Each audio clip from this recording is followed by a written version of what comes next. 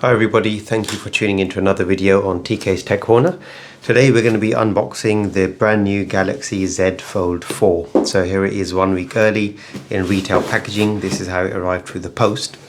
It's not going to be just the phone in here, it's going to be an accessory as well. There is a case. I've also got the watch here, the Watch 5 Pro. We're going to be doing a separate video on this here. And we're just going to go ahead and open this up now, and we will be recording a separate video on the case as well. The reason why is it allows me to focus each video on each device specifically, and then people can choose to watch only what they want to watch rather than watching a whole video just to find the bits that they want instead. So I do prefer to do more dedicated videos, one to each product. There's some paperwork there which I'm just going to get out of the way, and what we'll see here is this is the case. So this here is a slim standing cover, which I am going to do another separate video on, so watch out for that. That's going to come very shortly after the phone video. We got a card. Thank you, Samsung. What is on the back of that? Probably nothing sensitive. Oh, okay. There's a £100 voucher on there, so interesting. Lucky I didn't show that. And then here we've got, what have we got here? Okay, we've got a little QR code that we can use to book a video chat with Samsung experts at a time that suits me, which hopefully we'll never need. And there we have the Samsung Galaxy Z Fold 4. There's nothing else in the box whatsoever. Let me get the box out of the way. And here it is. I've got the Fold 3 here. We're not going to talk about this much. I will do another comparison video of the two phones in a separate video. Again, it's nice to always have separate videos, and I don't really know what's going on here at the moment anyway, so let's just go ahead and cut the seals on this brand spanking new device here. Now this model here, this is the Fold 4 1TB version, so you can see there, if I maybe just block out some of the serial numbers, you'll see it is the 1TB version with 12 gig of RAM. I think they all come with 12 gig of RAM anyway. And there we have the phone. So in the cover, I'm just going to have a look at this first, because obviously we should. And last time we didn't do this and it was bad when I got the Fold 3. So today we're going to do this first. We're going to look in the box and see what's in there. Inside that box on the top cover, we've got the actual pin to remove the SIM card tray. We've got a USB-C charging cable, which I'm never going to touch in my life, and some paperwork in there as well. So the C charging cable is in there, and I think this thing just slides out probably, rather than me awkwardly trying to look at what's inside. There you go, you can see C charging cable, so that's C to C, no charge obviously, quick start guide, and the pin, which we probably will need in a bit. So I'm just going to put that aside. And I'm actually going to close it up for now. There you go, let's get it out of the way. And then let's go ahead and look at the main event. So the phone here, this is a grey-green colour. I didn't go for Phantom Black this time. I had Phantom Black on the Fold 3. I've had it for the whole year that it's been out, and I thought I'd fancy trying something different. So this time I went for the grey-green. It didn't look too hideous. I had not seen it in person at all. So we're going to go ahead and see what it looks like. This is going to be the first time I'm seeing this phone. I haven't had a chance to pop to the local Samsung Galaxy, or what they call them, experience store or whatever, and see the device like I did last time with the Fold 4, so with the Fold 3. So this time I'm actually just getting it for the first time in the post. And there we go. Now, first thing I noticed, and I think with the Phantom Black, it's not like this, is the edges are actually black on the Phantom Black one. This one, they're silver. Okay, cool. I was hoping the phone was going to be grey-green all across. And then the grey-green there, I'd probably say it's more on the grey side, and it's predominantly the back that you're seeing the colour on, because the front of the phone is a larger screen, and there literally is no grey-green there. You've got the chrome bezels, which again on the Phantom Black would just be pitch black. And then that is it, and then the inside screen, so more of the same. The crease looks a little bit less visible than the Fold 3. Might just open it up for a very quick comparison, why not, hey? My inside of my Fold 3 is absolutely hideously dirty, as you can see there, but if I just hold the two there, I think you can immediately see that the Fold 3 crease is a lot more pronounced than the Fold 4. Time will tell whether or not it starts becoming more pronounced or not, but I'll be honest, it's not really anything that's ever bothered me in the past. You know, your brain kind of just phases it out, and you watch stuff and you read stuff, and it really does not get in your way. It's not a big deal, right? So aspect ratio looks slightly different immediately. You'll want to watch media this way around because you're getting a better ratio there. And then on the front, the screen is a lot bigger. That's the thing I noticed immediately, which is something I've been looking forward to.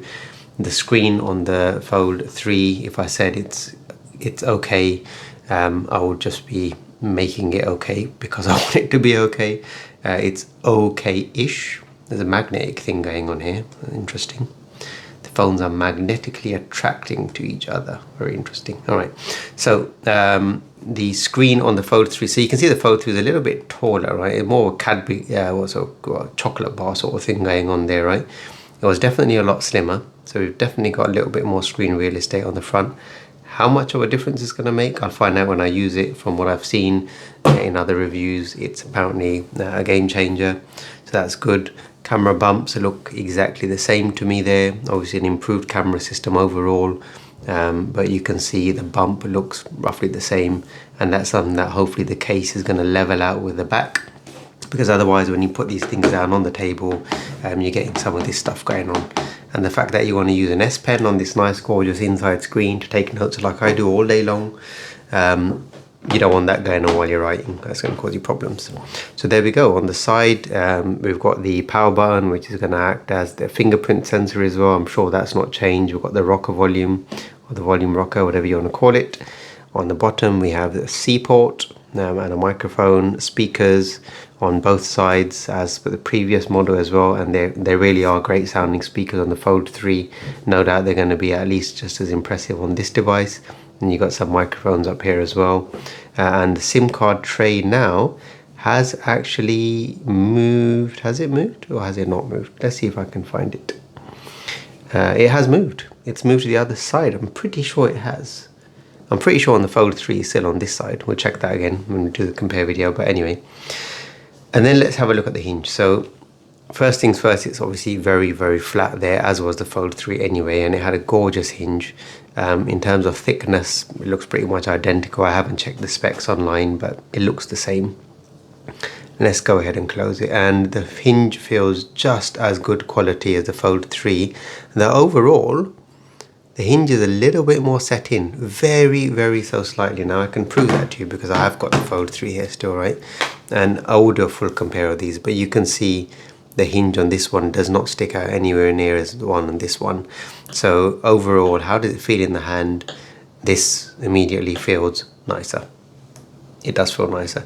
One thing I'm upset about, not upset, or yeah, I'm upset about is they haven't managed to get rid of this situation here. You've seen other foldables in this generation where the folds fold completely flat. This one has still got this gap here. The problem with this is it's a dust magnet, and your screen ends up looking something like this with loads of pocket dust all over it. And yeah, just every now and then you got to give it a little wipe, especially when you're reading and there's a bit of light shining on the screen. Sometimes the dust does cause you problems and you have to just give it a little wipe away. You know, it would be nice if maybe if they make a case where the edges of the case maybe stick out just a little bit to close off the gap when it's closed. That wouldn't be a bad idea. Maybe I can 3D print something up. But idea is the case should really be able to close that gap up for you. And then maybe at least it acts like a little gasket and you don't have the problem that we have here otherwise. So that's that. Getting back to the phone, I'm going to go ahead and power it on. Obviously, I'm not really going to set anything up on this at the moment because I do want to do the, yeah, let's see, there should be some power in this. Yeah, definitely some power. Right, so it's going to turn that on. And let's see what it's all about. So let's just go ahead and turn it on and look at the inside screen, because actually no, I'm going to change my mind. I'm going to look at the outside screen because I want to see how the outside screen feels now that it's a lot wider. Wow, look at that. It's wider. The keyboard on there, immediately I can see is going to be a lot more usable. Probably be a lot less typing errors than there was on the old one. You've got the hole punch camera there. The under screen camera on the inside display is supposedly even less noticeable in this one, and that is actually, I mean, you probably can't even see it on there. It is there, so I promise you that you can see it there now, probably flickering, but yeah, that's even less distracting. I'll be honest, the Fold 3, as I said, your mind does wonderful things, right? And it really did get rid of it. When I was watching movies, I'll be honest, I completely forgot there was a camera there anyway. That is even less noticeable. It's almost like, wow, that's great.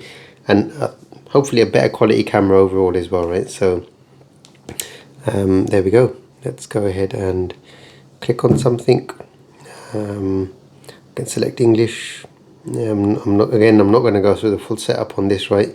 I am going to set it up and do the smart switch, which is when I actually want to start using the phone. Do the smart switch, and then I'll probably be able to do another review of this once it's fully been set up. If you want to see another follow-up video, let me know. I can definitely do a comparison, or at least pointers as to whether or not you should consider upgrading if you've already got the Fold 3. Specs wise, roughly the same. I've got double the storage because I've nearly maxed out the 512 on my Fold 3 anyway, so I went for the 1TB on this one. So I've got more storage to play with. RAM, same, 12GB of RAM, never been a problem. The Fold 3 still as fast as ever, and always have a good few gigs of memory free on there anyway, even though I've got a lot of stuff going on at the same time. We don't want to select that optional one. Let's just go through a few of the basic setup screens. I can set up Wi-Fi, which I will do, and if I just move this away for just 1 second and enter my password, it's going to take me just 1 minute, and I should now be connecting to my Wi-Fi network. So how does it feel? It feels nice. It feels nice in the hand. I'm going to go ahead and, as much as I'm resisting doing a compare, I think I'm going to end up doing a compare here, aren't I? Right? So let's have a look at these. Right. The screen on this one overall is taller. I think on this phone, on the Fold 4, it's a tiny bit wider. So you've gone a bit wider and a bit shorter. What does that mean from an aspect ratio perspective? It's interesting, right? Because when you've got the phone sideways and you're watching a movie, the screen would have been ever so slightly bigger on that one because it's wider, and you get a letterbox anyway, right? Because 16:9, this is way past 16:9. It's a lot taller than it is wide. Sorry, it's a lot taller than it needs to be for 16:9, right? So when you're watching Netflix, YouTube, whatever, 16:9 standard, right, pretty much. On here, the screen, the actual viewing area of that movie will actually be a tiny bit bigger than that one. That's interesting, isn't it? So there you go, they've messed around with the aspect ratio a bit, and you lost a tiny bit of screen size. When you're watching a video, it's going to be a tiny bit smaller. Makes a difference, but there we go. So that's something I immediately noticed. Look at that. How cool is that? Love the dynamic wallpaper. It's not a problem, it's not a deal breaker, but it's just something to bear in mind, is that they have changed the aspect ratio, and you will have a difference in your viewing size when you're watching your movies. That screen, for some reason, just looks bigger, tiny bit bigger. I think I prefer the aspect ratio of this one for the inside screen. Definitely prefer the outside screen of this one though. So, there we go. Haven't got my SIM card in there. It's telling me I need to restart the phone, so let's restart it, no problem. Let's just go ahead and close that. Don't know what the situation is with the screen protector on this one, right? So is there a pre-installed screen protector? Yes, there is, though when they pre-install these factory screen protectors, they're so well fitted that you can barely see them right now. I'm trying to go as close as I can without blurring. You can see it's definitely there, right? They're so well fitted, you can barely see the edges of them. And with the old one, the Fold 3, I had to get it replaced because this eventually starts bubbling out. After, I think it was about 7 months, wasn't too bad, cost me £35. Got a new screen protector. This is pretty much new now, so it's a month old, maybe, month and a half old, whatever it is, 2 months. And it's cool. It hasn't peeled up. They did a good job fitting it in the Samsung store.